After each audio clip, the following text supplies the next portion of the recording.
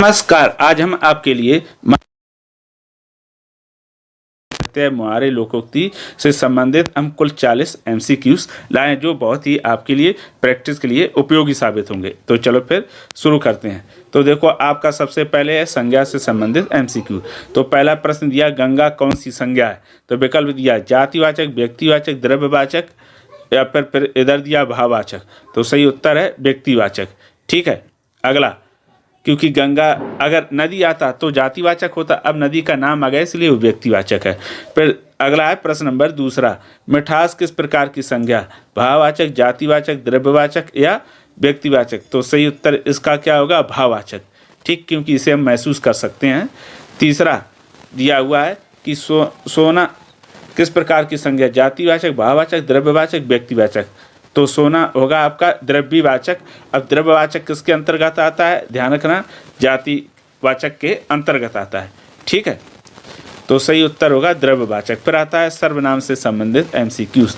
तो सर्वनाम से संबंधित एमसीक्यूज आपके सामने ये रहे। दिया कि तुम कौन सा सर्वनाम है? पुरुषवाचक, संबंधवाचक, प्रश्नवाचक या संकेतवाचक? तो इसका सही उत्तर होगा पुरुषवाचक सर्वनाम। ठीक, अब पुरुषवाचक के भी 3 भेद होते हैं, उत्तम, मध्यम, प्रथम और मध्यम और फिर उत्तम। तो उसमें भी क्या होता है? मैं, तुम, वह। तो इसमें आया तुम, तो ये होगा मध्यम पुरुष। ये पुरुषवाचक होगा। पुरुषवाचक में भी कौन सा? मध्यम पुरुष। अगला फिर आता है अपने आप कौन सा सर्वनाम है, आपको ये बताना है। तो विकल्प में इन्होंने दिया पुरुषवाचक, निश्चयवाचक, निजवाचक, संबंधवाचक। तो सही उत्तर इसका होगा निजवाचक, है ना। इसमें दिया है संकेत गलत है, कौन सा होगा? निजवाचक होगा, ये गलत होगा, यानी सी विकल्प सही होगा। फिर अगला प्रश्न आपका आता है, दिया हुआ है कि जिसने कौन सा सर्वनाम है, यानी जिसने में आपको बताना कौन सा? संबंधवाचक, वाचक, पुरुषवाचक, निजवाचक। तो और चौथा दिया है प्रश्नवाचक, होगा संबंधवाचक, क्योंकि वह संबंध बताता है। फिर आता है आपका विशेषण से संबंधित एमसीक्यूज। तो ये प्रश्न आपका दिया है, 3 लड़के में कौन सा विशेषण है? संख्यावाचक, गुणवाचक, प्रमाणवाचक, संबंधवाचक? तो इसका सही उत्तर होगा संख्यावाचक, क्योंकि इसमें संख्या बताई जा रही। फिर अगला बिंदु प्रश्न दिया है आपके सामने, दिया है बड़ा आदमी में कौन सा विशेषण है? ठीक है, तो कहा है कि संख्यावाचक, गुणवाचक, प्रमाणवाचक या संबंधवाचक? तो सही उत्तर होगा गुणवाचक। यहाँ बड़ा आदमी यानी अमीर से संबंधित है। फिर दिया कि थोड़ा पानी में कौन सा विशेषण है? दिया प्रमाणवाचक, गुणवाचक, संख्यावाचक या संबंधवाचक? तो सही उत्तर इसका होगा कौन सा? प्रमाणवाचक, है ना। प्रमाणवाचक किसे कहते हैं? जहाँ माप तौल की बात की जाती है। अब आता है क्रिया से संबंधित प्रश्न। तो क्रिया से संबंधित एमसीक्यूज दिया, राम स्कूल जा रहा है, इसमें क्रिया कौन सा शब्द है?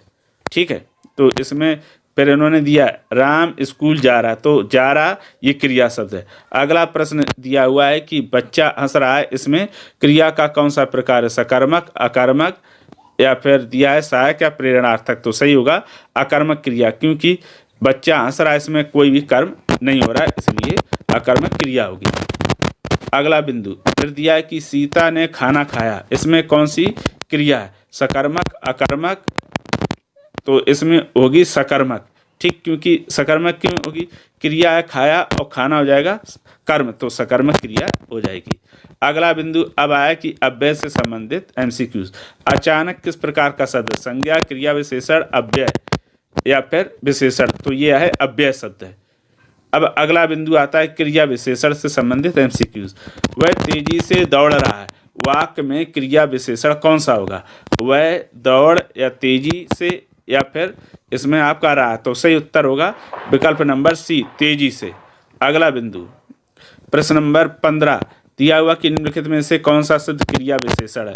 ऊंचा, धीरे, नया, सुंदर? तो सही उत्तर होगा इसमें धीरे।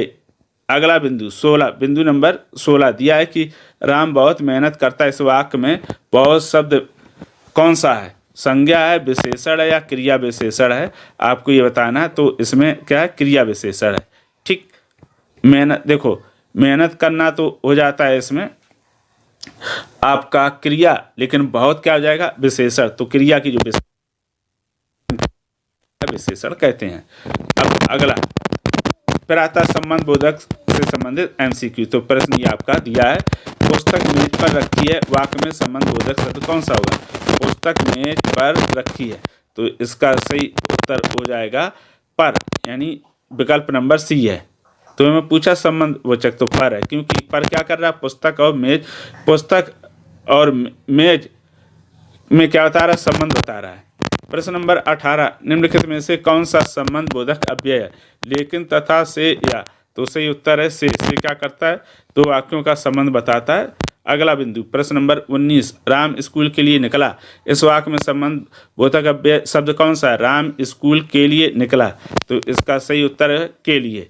अगला बिंदु है समुच्चय बोधक से संबंधित MCQ। तो इसमें प्रश्न इस तरह से पूछा गया है, दिया कि राम और श्याम स्कूल गए, इस वाक्य में कौन सा समुच्चय बोधक होगा? राम और श्याम स्कूल, तो सही उत्तर होगा इसमें और, है ना। तो और क्या कर रहा है? दोनों को जोड़ रहा है। प्रश्न नंबर 21 दिया है कि वह गरीब फिर भी ईमानदार है, इस वाक्य में समुच्चय बोधक शब्द कौन सा? वह गरीब फिर भी और ईमानदार, तो इसका सही उत्तर कौन सा होगा? फिर भी क्या कर रहा है? दो वाक्यों को जोड़ने का काम कर रहा है। अगला बिंदु, प्रश्न नंबर 22 में इसमें पूछा कि निम्नलिखित में से समुच्चय बोधक शब्द है? मगर, घर, दौड़, धीरे धीरे, तो सही उत्तर इसका होगा मगर। प्रश्न नंबर फिर आता है विस्मयादिबोधक वाक्य। तो पूछा गया है कि विस्मयादिबोधक में ये दिया है कि अरे तुम यहाँ कैसे आ गए, इस वाक्य में अरे कौन सा शब्द है? संज्ञा, विशेषण, विस्मयादिबोधक, क्रिया, तो सही उत्तर होगा विस्मयादिबोधक। फिर आता है प्रश्न नंबर 24, दिया वाह क्या सुंदर दृश्य, इस वाक्य में वाह कौन सा शब्द है? संज्ञा, विशेषण, विस्मयादिबोधक या क्रिया, तो इसमें होगा विस्मयादिबोधक, यानी विकल्प सी सही है। फिर आता है प्रश्न नंबर 25, निम्नलिखित में से कौन सा विस्मयादिबोधक शब्द है? ओ, तेज, कहानी, गाना, तो सही उत्तर होगा इसमें ओ कौन सा होगा? विस्मयादिबोधक। अगला फिर आता है कि संधि से संबंधित MCQs। तो इसमें दिया राज, धन, ईस में कौन सी संधि है? स्वर, व्यंजन, विसर्ग, आदि, तो इसका सही उत्तर होगा स्वर संधि है। अगला फिर है दुख, धन, हरण में कौन सी संधि है? तो पूछा है कि स्वर, व्यंजन, विसर्ग या फिर इसमें, तो सही उत्तर होगा विसर्ग संधि है। देखो क्योंकि इसमें दुख में विसर्ग लगी हुई है। अगला फिर दिया है कि सतगुण में कौन सी संधि है? पूछा है स्वर संधि, व्यंजन, विसर्ग या फिर उसमें संधि नहीं है, तो सही उत्तर होगा व्यंजन। सत, देखो ये क्या व्यंजन है, जो ता है हलंत वाला, इसलिए व्यंजन होगा। दिया मुहावरे से संबंधित MCQ, दिया कि नाक कटना का क्या अर्थ है? तो अर्थ दिया है बहुत सम्मान पाना, अपमानित होना, खुश होना, क्रोधित होना, तो सही उत्तर होगा इसका अपमानित होना। प्रश्न नंबर 30 दिया है कि आसमान सिर पर उठाना का क्या अर्थ है? बहुत शांति फैलाना, बहुत हंगामा करना, उड़ना, सोचना, तो इसका सही उत्तर होगा बहुत हंगामा करना। अगला प्रश्न नंबर 31, पसीना पसीना होना का अर्थ क्या है? बहुत मेहनत करना, बहुत खुश होना, नहाना या फिर बीमार होना, तो सही उत्तर होगा बहुत मेहनत करना। फिर आता है लोकोक्ति से संबंधित MCQ।